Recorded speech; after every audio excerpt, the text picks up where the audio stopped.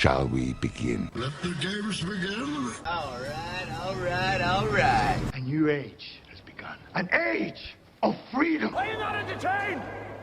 Are you not entertained? Get to the chopper! This is going to be quite the ride.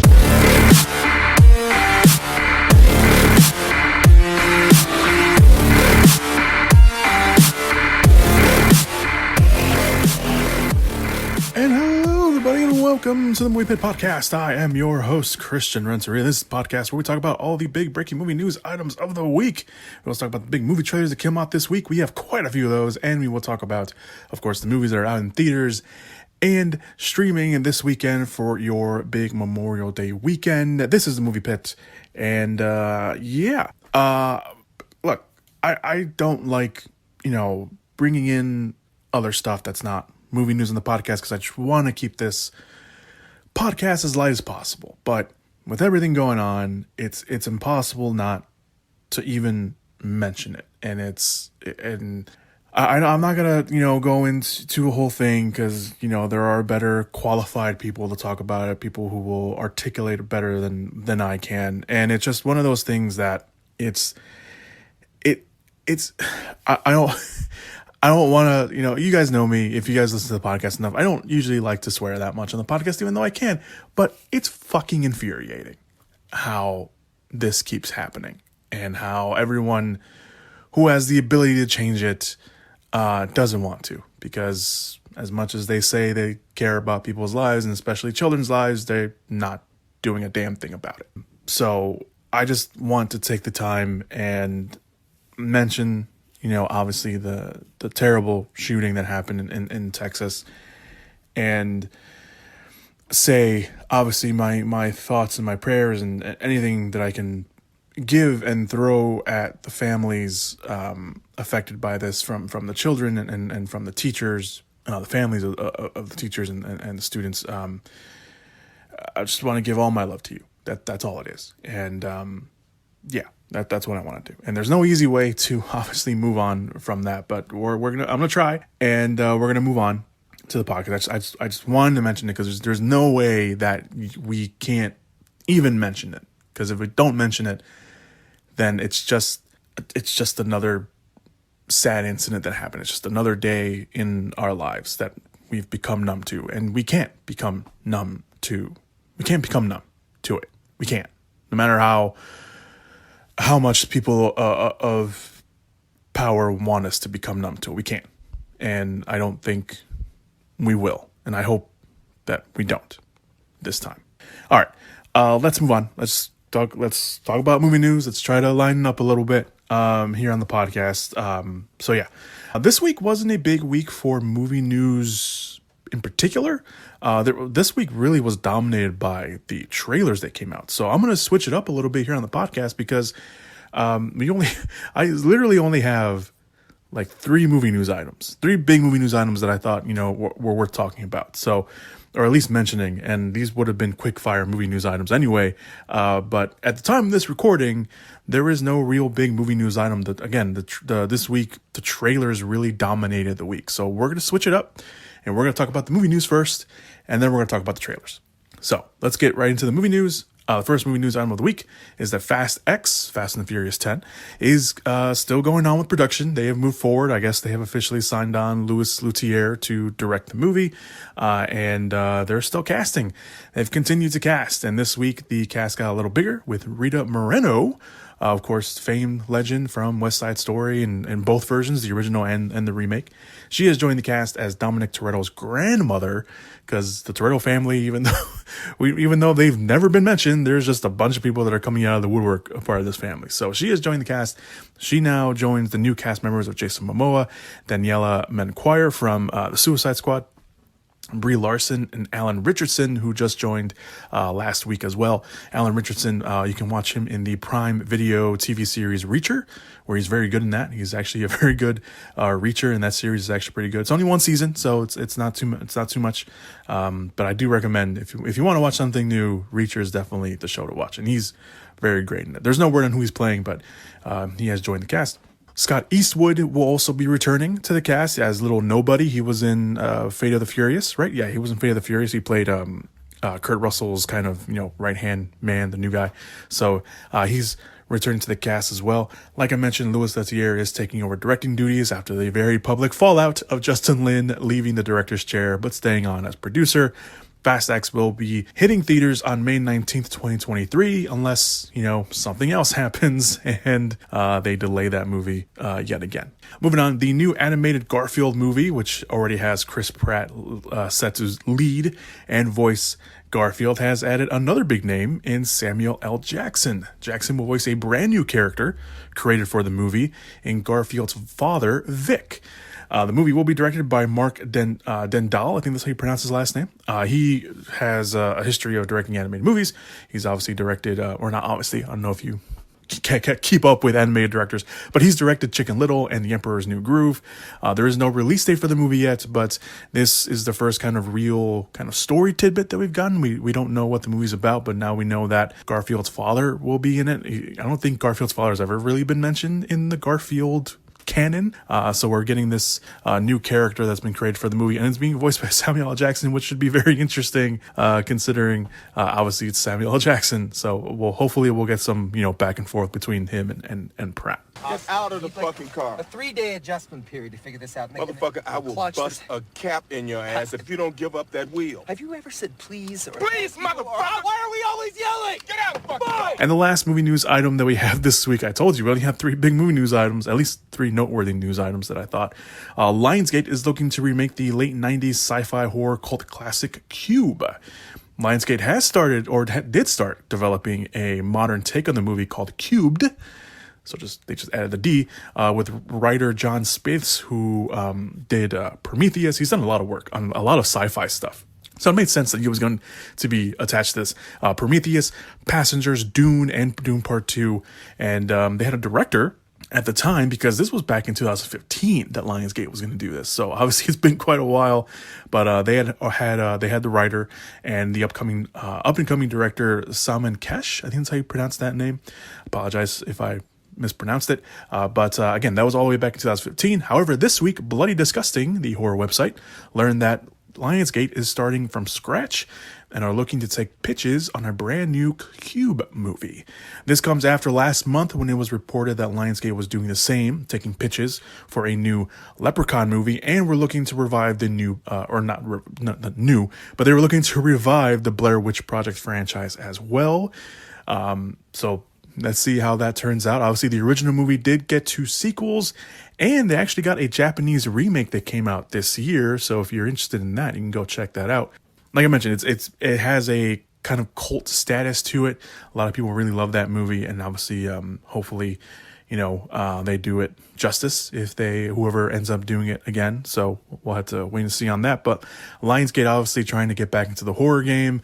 Obviously, A24 and Blumhouse have kind of been dominating the horror landscape recently. New Line Cinema is another one as well with Warner Brothers. So Lionsgate wanted to get back in that. Obviously, they had the Saw franchise, and they've kind of have been focusing on other stuff recently, but it looks like they're trying to get back into the horror game, which I appreciate. All right, so those are the movie news items that came out at least at the time of this recording. Like I mentioned, this week was dominated by the trailers, so let's get to those with trailer talk. Coming soon to theaters.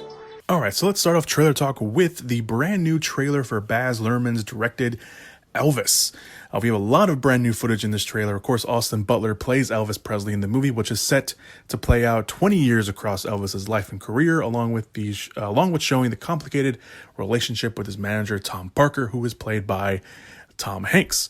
The trailer shows us footage that we've already seen, but there's a lot of new, more heavy-handed stuff about how Elvis was seen as kind of quote a menace, unquote, I guess. Obviously to the youth of America. There's a scene where some young girls are watching TV and the parents say, "Who is that?" and they say Elvis, and they turn it off. There's a scene where there's a cop where Elvis is riding back in the back of a cop car because they're taking him to the venue.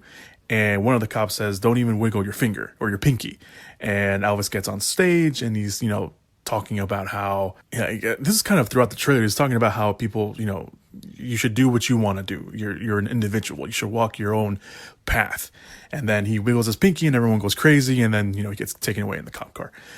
So they're kind of playing a little bit more into, how he was his own kind of person, how he changed, the landscape of music, and even how music is taken into society. And the trailer also does slightly show more of the distrust between Elvis and Parker, as Elvis is heard throughout the trailer, like I mentioned, talking your own path. And there's a lot of shots of him and Parker kind of giving these side glances to each other.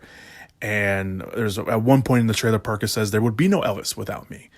So it does look like we'll see Parker taking advantage of Elvis, as history has shown that has indeed been the case with Parker and Elvis. So there is that. So I'm not the biggest Baz Luhrmann fan. There are a few of his movies that I do enjoy, but I wasn't never really excited for the movie, to be honest. I'm just going to be straight up honest. The movie didn't pick my interest. I do like Elvis's music, but the movie itself, I don't know. I just wasn't interested in it, even with Tom Hanks playing kind of the bad guy in the movie. And I'm not I haven't seen enough of Austin Butler to really kind of gauge and his abilities. And the stuff I have seen him in, it's been usually like really small bit parts. So I don't know. And the movie itself, it looks fine. It looks like a Baz Luhrmann movie. This definitely shows you more of the Baz Luhrmann type of movie. He has this, this tendency, his style, obviously, of, blending old style music with new style music, and a lot of it kind of just blends together and just creates this new thing. And you see that a little bit here in Elvis, at least in the trailer. I don't know if they're going to do that in the movie, but at least in the trailer it does show that. But I don't know. I'm saying I'm not interested, because maybe I will go watch it, but or maybe I'll just wait till it hits VOD or something. But I'm just not It's not I don't know. It's just, there's something about the movie I'm just not interested in. I'm not saying it's not gonna be good. I'm just saying I'm not interested. It's not something I'm gonna go watch at the movie theater right away. It's not, it's not like any of the other trailers that we'll have here. Those movies are definitely movies that I'm gonna go to a theater and watch, but Elvis is not one of those. And apparently, from what I'm hearing, some of the reviews from Cannes are coming out already. Some of them are saying it's not good either. So I don't know. We'll have to wait and see. But Elvis will open in theaters on June 24th. So obviously, we'll keep an eye on that and see how that will play out in with fans and the box office. The next trailer we're going to talk about is from Universal. It's their new survival thriller Beast, and it looks rather interesting. This one actually looks pretty interesting. The movie is led by Idris Elba, who's playing a father named Dr. Nate Daniels, who takes his two girls on a safari to reconnect with them after the death of their mother. However, the trio, along with Nate's friend, who runs a game reserve, played by Charlotte Copley in the movie, run into a bloodthirsty lion who is on the attack. So when the trailer starts off, like rather calm. There's like, I can see clearly now where the rainbow is playing, and it's just, they're seeing, pictures of their mother at the game reserve, and Charlotte Copley and Idris Elba are, like playing along, and then it starts going down. It starts going downhill from there, because they see a man coming, up the road, and he's like, hurt and bleeding, and he tells them that the devil attacked them, and the devil is a lion. So and it does look like a CG lion, for at least from the most part. I don't know, maybe at one point they will use a real lion in the movie, but it does look like a CGI lion. And the trailer kind of starts off, from how the trailer plays out at first, I was like, oh, maybe it's kind of like a Cujo kind of situation, because they're stuck somewhere, and then the lion kind of attacks their car and it's on top of them. So it's very Cujo-like. But then we see kind of the family, on the run, and they go somewhere, and they're picked up by somebody. I can't remember. I don't know who they are. I don't know if they're like people that Charlotte Copley knows, or they're like rebels, or like, hunters or something like that. But the lion ends up attacking them too. So it's just this whole survival aspect thing. And, you have the family, you have the girls. It looks pretty interesting. It's Idris Elba against a giant lion. Like, how are you not gonna, or just a lion, not a giant lion, just a lion. It's not, anything sci-fi-ish or anything like that. But yeah, I'm interested. I think we learned a little bit about this movie earlier this year. So this was a quick turnaround for this, because I think they were filming earlier this year, and now it's finally coming out. So it should be interesting, to say the least. I'm looking forward to it. It's Idris Elba. I'll watch anything Idris Elba's in. I'm not ashamed to say that. Charlotte Copley's in there too. Looks like he's a supporting role, although there's a moment where it looks like he's not going to make it, but I don't know. That just could be, the trailer fooling us. But obviously Idris Elba is going to be the main star in this movie because, it's Idris Elba. So Beast opens on August 19th. We'll obviously talk more about that when we get closer to the release date. Let's move on to the next trailer. The next trailer is Netflix. They dropped their first trailer for the upcoming espionage movie, The Gray Man, starring Ryan Gosling and Chris Evans. And god damn, this looks good. I mentioned this on the Twitter page. This looks nothing like I thought it would. Like, there was like little teases of like that Netflix trailer that came out earlier this year, how they were showcasing like little bits of all their movies that are coming out this year. And we kind of saw like a chase scene in there with, Gosling and stuff like that. And it was like, okay, that's pretty cool. No, this trailer goes way above and beyond that. So Gosling plays the titled Gray Man. It's kind of a code word for one of a CIA asset. So he's a criminal turned mercenary for the CIA who has fallen from grace from the agency and is now being hunted down by the agency, and more particularly a former colleague of his named Lloyd Hansen, played by Chris Evans. And the movie has an impressive supporting cast. You have Anna de Armas in there. From anyone who watches Bridgerton, Reggie Jean Page, he's in there. It looks like he's playing an agent or, someone else who's after him as well. Alfie Woodard's in there. Bollywood star, I'm going to mispronounce the name and I apologize, Dan Hush. I'm pretty sure that's probably not even close, but he's in there as well. I think he's playing one of the bad guys after Ryan Gosling as well, and Billy Bob Thornton. This looks absolutely bonkers in every good way possible. There's a lot of cool shots. I mentioned there's chase scenes. There's one on a train. It looks like some car chase scenes. There's shootouts everywhere. There's hand-to-hand fights and some great quibby one-liners. There's at one point, it looks like there's going to be multiple encounters between Chris Evans and Ryan Gosling. And then one of the encounters, Ryan Gosling is up against the wall and Chris Evans kind of has him, pinned down. And he just mentioned something. Everyone knows who has seen the picture of Chris Evans in the mustache, and he makes a quip about the mustache, which I think is very funny. But it's directed by the Russo brothers, which obviously have directed the great lineage of Marvel movies recently recently enough, Endgame, Infinity War, Captain America, the Winter Soldier, Captain America, Civil War.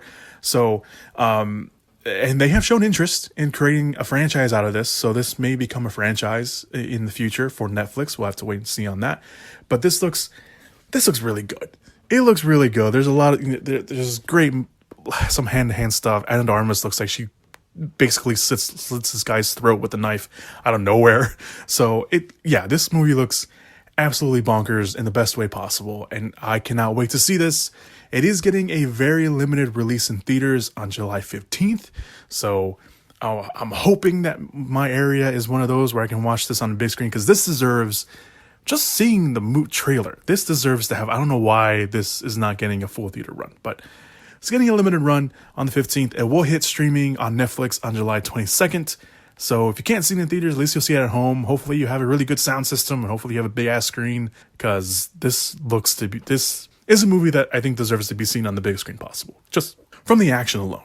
So I'm really interested in seeing The Gray Man. So we'll definitely be talking about this on the podcast when it comes out, for sure. All right, let's talk about the next trailer, and it is the new trailer for Thor: Love and Thunder. And while the trailer shows off a lot of new footage, it obviously gives us our first look at Natalie Portman's new The Mighty Thor. That's how she's being credited in the press releases, aka Jane Foster. And we get our first real look and glimpse of Christian Bale's villain Gore, the God Butcher, which is such a cool name. The trailer starts off with Korg telling Thor's story about how he saved Earth multiple times, and he went from dad bod to God bod, because obviously he's no longer Fat Thor. He's back in his shape, and saying that he's the only god of thunder. And then we see Jane's, the Mighty Thor, and he's like, oh, nope, spoke too soon. And obviously, everything just kind of kicks off from there. But everyone is talking about Bale's Gore, who is after all the gods to kill them. We don't get motivation as to why in the trailer, but we'll have to wait and see if it's the same motivation from the comics, because he is from the comics. And we mentioned in the last trailer, there are shots from Gore the God Butcher's first appearance in the comics that were in the first trailer, and we see one of those here again in this trailer. So it'll be interesting to kind of see if they keep the same motivation for his character or not. But we get a lot of cool shots. We see some cool action beats. We see Jane finally using Mjolnir in a really cool shot that looks like it breaks apart, because obviously, the hammer looks like it's broken in pieces, and it breaks off and it hits a bunch of people that they're being attacked by, and it comes back together, which I thought was really cool. That's probably going to lead to some really cool other shots. And it's something I was thrown off with at first, but watching the trailer again, I thought it was a cool concept that the color being sucked out of everything at one point, because we see Thor and Valkyrie fighting Gore somewhere, and everything is in black and white, or some sort of gray, but there's certain pieces of Thor and Valkyrie's armor and their weapons when they're hitting whatever Gore is using. I think he's using a sword, where there's like sparks of color. And it might be a planet, because at one point in the trailer we see Gore using a sword and he slams into the ground and kind of just destroys everything. So that may be where that scene comes from. But it would be a very interesting side effect to Gore's rampage, that he sucks the color or the joy out of everything around him. Because in every shot that we see Gore in, with the exception of one shot, there's one shot where there is a bunch of color around him, and he's the only thing that's gray or black and white, whatever you want to, what color you want to use for him, where he's just in one shot of color, and everything else he is surrounded by just no color at all. So it would kind of be a cool shot of that, and that kind of a side effect that he just takes away everything from the world around him. So I think I don't know. I was thrown off at first. I was like, "What the hell's going on?" But I think seeing it again, that kind of is pretty cool. And Christian Bale as Gore, the God Butcher, he looks interesting. He looks terrifying. It's a guy in all, in gray, and like not a lot of clothing, no color on him whatsoever. I think even his blood at one point is like black. It's not even red. His eyes, I think, are the only thing that really have any sort of color in them. And I think even then they kind of go away as the trailer goes on. So that's interesting. I think is going to be pretty cool. And Taika Waititi has said that Gore is one of the best villains, or one of the scariest villains, rather, in the MCU that the MCU has had so far. So that's a lot to say. Taika Waititi could just be, gassing up the movie, but if he's saying that, I think that's rather interesting. So keep going off Gore the God Butcher. If we're going to go off the assumption that Gore has been doing this a little bit in the trailer, because there's a line in the movie that says, "You're not like the other gods I've killed." And we don't know who he's talking to, but he says that on one point, and maybe we'll see Gore killing more than one god in the movie. Maybe we'll have to wait and see. Like, obviously we see a side effect of one of them, that giant kind of monster from the first trailer that I mentioned that we saw a little bit here in this trailer again, but we don't see him killing it. So it'll be interesting to kind of see if we see Gore killing people, or gods anyway. But let's go to Jane again, because obviously Jane is another big tidbit that everyone is talking about in this movie. We might see her actually becoming the mighty Thor in the movie, because at the end of the trailer, or at least one of the parts at the end of the trailer, she's in the tunnel, and there's a bunch of statues around her, and two of the statues are very recognizable if you're, the eagle-eyed fan. One of them is the Watcher, who we saw in the What If series, and the other one is the Living Tribunal from Loki, the one with the three faces. They're back there too. They're both on one side, and the other side, I can't tell who the other two on the other side are. But one of them looks like a skeleton. I don't know what's going on there. But I thought it was Skeletor, but I know it's not Skeletor, because I just see skeleton and I assume Skeletor. But it's not Skeletor. But so maybe that's where she gets her powers, because she's in this tunnel, and then she does the Thor pose where she puts the hammer up, and the electricity comes and she gets in the armor. Or it could just be a trick, because we know Marvel likes to mess with us in the trailers and put stuff that's not in the movie, or change the backgrounds and stuff like that. So who knows? But either way, we may be seeing Jane getting the Thor abilities and wielding the hammer, and proving she's worthy in the movie. There's this other part. There's a line in the movie where everyone's like, "Oh, it's kind of a throwaway line. Maybe it's just, awkward banter between exes." But there was somebody that mentioned it. I forgot who it was. I think it was just that kind of like a random user, and they got picked up by one of the podcasts that I listened to on their timeline. But there's a line in the trailer where Jane says, "How long has it been?" It's been 3 years. And then Thor kind of corrects her in a funny way. And this is where I think everyone's like, "Oh, it's just a, fun, awkward banter between exes." He's like 8 years and, something months and something days.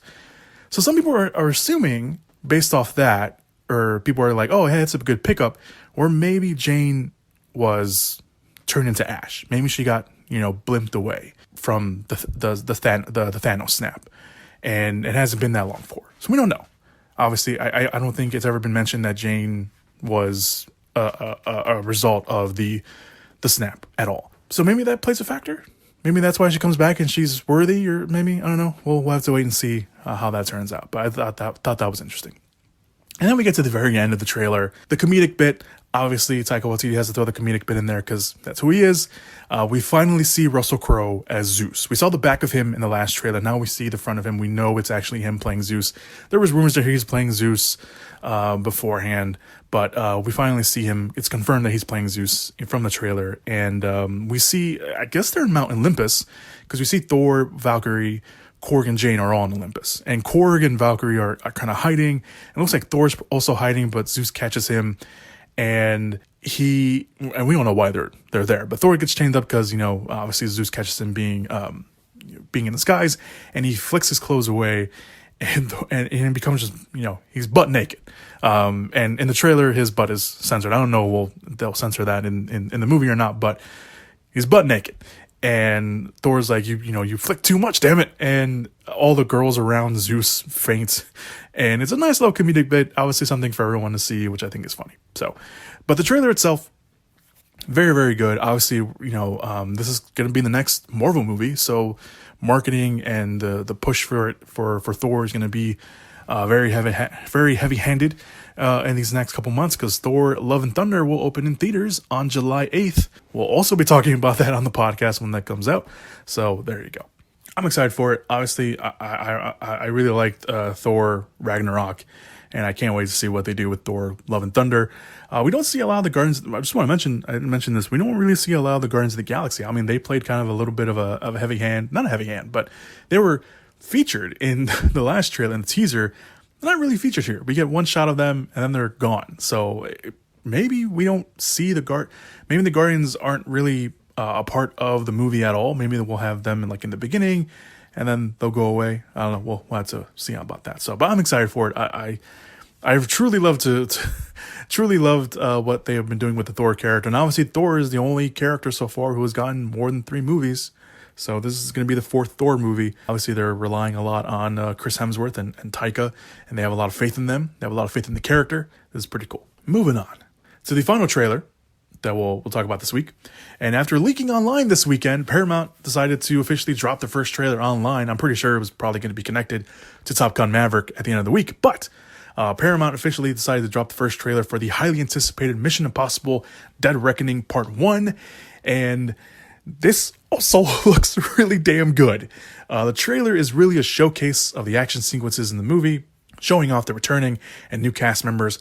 And the only real dialogue that we have comes from a scene between Tom Cruise and the returning Henry Czerny from the very first Mission Impossible movie. He was in the very first one. He has not come back for any of the sequels, so he's back this one, who is basically telling Ethan that he has to finally pick a side. And it kind of sounds a little villainous. Obviously the kind of CIA in the movie have always kind of been kind of the antagonistic force, not necessarily always the villain, but at least the antagonistic force to push back to Ethan Hunt and his team. But this sounds very villainous from the trailer, because it sounds like he's telling Ethan he finally has to pick. He has to pick a side. Like all his crusade, if you want to call it that, of doing the right thing and trying to be on the right side of history, it's not going to work anymore. You have to pick a side. And Ethan Cruz doesn't say anything in the trailer. He says nothing. This is the only line, kind of the lines of dialogue that we have. It comes from Henry Czerny's character, while a lot of shots are playing in the background. And it's filled with action. It's filled with car chases. It's a big train sequence. It looks like a train goes off the tracks at one point. There's some hand-to-hand combat scenes. And at one point, it looks like Rebecca Ferguson's character is fighting one of the villains of the movie with a sword. I think they're fighting in Venice. One of the villains in the movie is played by Ezzy Morales. I think most fans people will probably mainly know him as Dale or Del from Ozark. He was also Deathstroke in Titans, and he was also apparently in How to Get Away with Murder for a little bit. So he's one of those guys that if you see him, you're like, oh, I know who that guy is. But I think he's playing one of the main villains of the movie, and Rebecca Ferguson is fighting him with swords in Venice at one point under a bridge. And we see Palm Clementov, aka Mantis from the Guardians of the Galaxy movie. She's in there, and she's involved in a great looking hand-to-hand fight scene, kind of close quarters combat with some people on a train.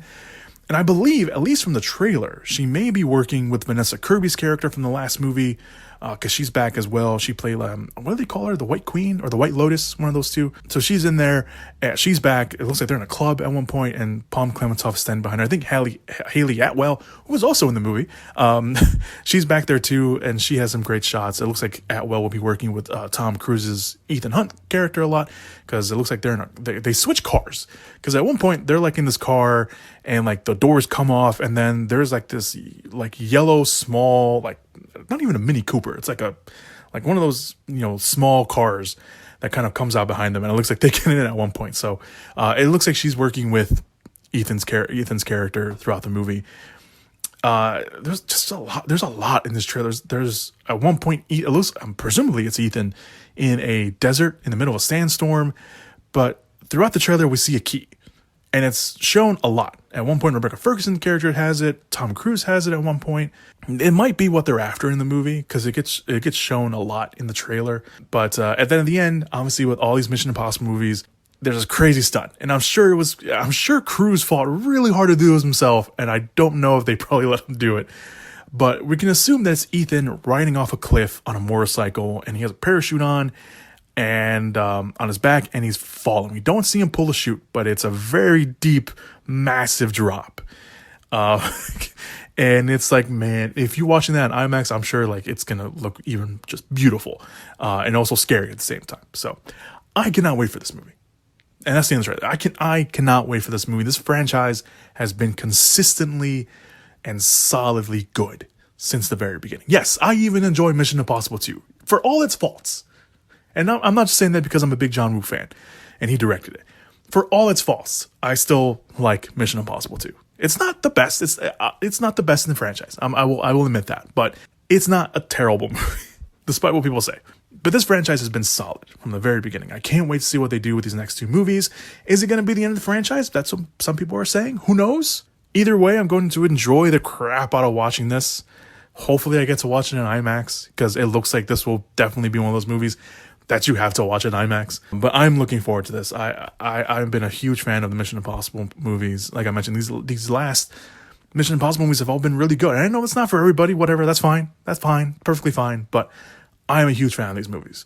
And like I mentioned, they have been consistently and solidly good, especially these last three movies. So I'm looking forward to it. Mission Impossible Dead Reckoning Part 1 will open in theaters on July 14th of next year.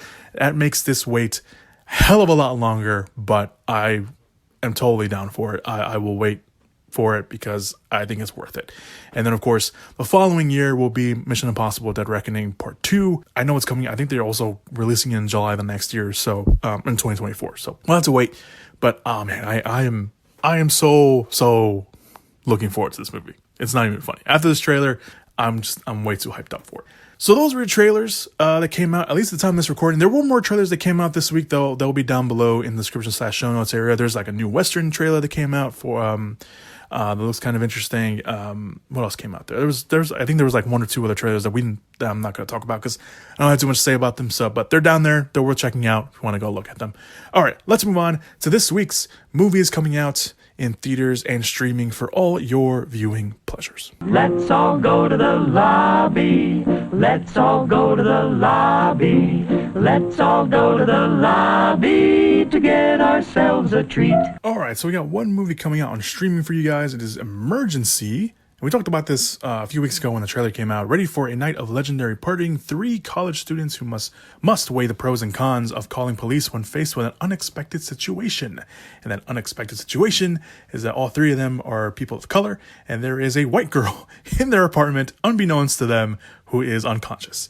And they try to do the right thing by trying to take her to the hospital, and then obviously a night of, I don't want to say hijinks, but a night of unpredicted and believable situations happen to them, at least according from the trailer anyway. I thought the trailer looked really, really cool. I thought it looked kind of funny. It obviously is touching on things that are very relevant, but it's also trying to be a comedy as well. And I think Emergency looks pretty cool. So this will be streaming on Prime Video if you want to go check that out. But yeah, it looks funny. It does. It does look funny. In theaters this weekend on for all you to watch, they have finally the Bob's Burgers the movie coming out. Movie's getting some mixed reviews, but a lot of them have been pretty much on the positive side, at least from what I've been seeing. So I'm a big fan of the show, the animated show Bob's Burgers. So I've been waiting for this movie for a while because they've been working on this thing for quite a few years now, and kept getting pushed back. And I think it was finally done, and then the delay, the COVID happened, and then they delayed it again. But I think the team behind the movie we're kind of thankful it got delayed because we gave us a chance to work on the movie a little bit more. So that was pretty cool. So I'm looking forward to it. Like I said, I'm a huge fan of the show, and I can't wait to see them on the big screen. It does look like they're getting the animated glow up a little bit. I think that kind of happens. I think the Simpsons movie was also the same, where the animation style on the TV show is a little different from what we see in the movies, because the movies looks, a little bit more polished. It looks like they have a bigger budget. So, but I'm looking forward to it anyway. I don't think it's going to change too much what the movie and what the show is about anyway. So the next movie, obviously the big movie out this Memorial Day weekend. This was another movie that got pushed back because of COVID. It was supposed to come out last year. We were supposed to already seen this, but we're seeing it now. Top Gun Maverick, obviously the sequel to Top Gun. This is getting a lot of positive reviews. I haven't really seen a negative review. I think maybe the positive reviews are kind of just pushing all the negative. If there is any negative reviews, I think they're pushing it aside because everyone is saying this movie is really good. Everyone's raving about the movie. Everyone's saying that it's not one of those movies to a sequel. It's not a sequel to a movie that came out years ago that's trying to rely just on nostalgia. So I don't know. I'm gonna watch. By the time this podcast comes out, I probably would have already rewatched Top Gun again, because I saw it years ago, like years and years ago. I don't really remember too much. I mean, I remember the volleyball scene. I remember the bar scene. I remember obviously Goose and everything like that. I don't really remember the movie at all. Just those moments. So I'm gonna have to watch it again, to get kind of caught up a little bit. And obviously the song and lines and stuff like that, but for the whole movie in general, I don't really know. So but I'm it's Tom Cruise. You can't really go wrong with Tom Cruise, especially recently. I mean, I think recently his movies have been pretty big hits, but I don't know. I'm not excited as probably as much as a lot of people are, just because I haven't watched Top Gun recently. And I don't really know that much. Maybe once I watch the movie, I'll be excited when I sit down and finally, because I'm watching it on Saturday. So maybe I'll be excited when I finally watch it, but I'm not hoping that it's bad. I don't want to put that out there. I'm not hoping it's bad, but I am, cautiously optimistic about the movie. I'm cautiously optimistic about a lot of movies, but this one is one of those for sure. But yeah, there you go. So those are your big movies this weekend for your Memorial Day weekend: Top Gun Maverick and Bob's Burgers the movie. And then on streaming, Prime Video, you have Emergency. That's it, everybody. Thank you guys so much for listening to the podcast this week. I very much appreciate it. I always appreciate when you guys listen. No matter where you're listening to this, if you're listening to this on YouTube, on Spotify, on Stitcher, on Apple Podcast, on Anchor, I always forget. There's always one I forget, and I'm on. I don't know why. I'm not on that many platforms. But anyway, thank you guys for listening no matter where you're listening to this. If you're listening to a place where you can rate and review, please do so. It very much helps the podcast so more people can find it and stuff like that. And yeah, so be 5 stars, 4 stars. If it's anything less than 3 stars, I am inclined to believe that you are a hater. But yeah, thank you guys so much for listening to the podcast this week. Make sure to check out all the links down below, social medias, all the trailers that came out this week. If you want to watch them for the first time or you want to watch them all over again, there you go. Keep a lookout on the Twitter page and the Instagram. I keep saying I'm posting more stuff on Instagram, and I never do. And I apologize for that. It's just easier with Twitter because I can just mark it down and then just move on. But yeah, be on the lookout this weekend. Like I mentioned, I'm gonna be watching Top Gun Maverick this weekend. Hopefully, I get to watch Bob's Burgers as well, and I'll give my opinions up on those up on the social media pages this weekend. So yeah, thank you guys so much. Appreciate it. Have a very safe, happy Memorial Day weekend. Remember what Memorial Day weekend's all about, obviously, and just be safe. That's all I gotta say. Just be safe. Be there for one another. Spend time with your family as much as you can. That's all I'm gonna say. So, thank you guys. I'll see you guys next week. And as always, go watch some movies. Whoop whoop! Yeah! Give it up! Movies!